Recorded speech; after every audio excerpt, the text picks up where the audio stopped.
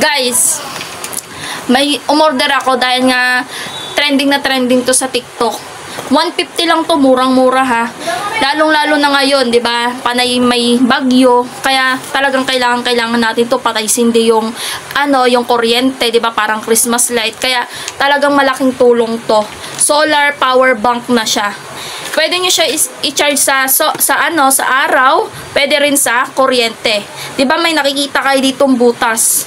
Pwede kayo diyan mag-charge ng cellphone. Talaga namang napakabilis nito magkarga sa cellphone.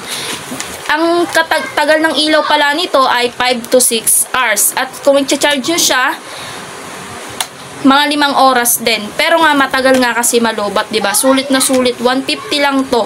Ilalagay ko 'to sa yellow basket ko diyan sa comment section ha. Bubuksan ko yung ilaw, 'di ba? Kung nakikita niyo dito sa gilid, 'di ba? Sobrang lakas niyan. Kahit bukas pa yung ilaw namin. Samantalang dito sa taas, lakas din, 'di ba? Tas dito sa gilid, nakikita nyo, 'di ba? Kapag malayo, kapag naglalakad ka, pwedeng pang ilaw. Tsaka napakagaan niya nito, guys. At talaga nga namang hindi kayo magsisisi sa presyo. Ano pang hinihintay nyo, umorder na kayo.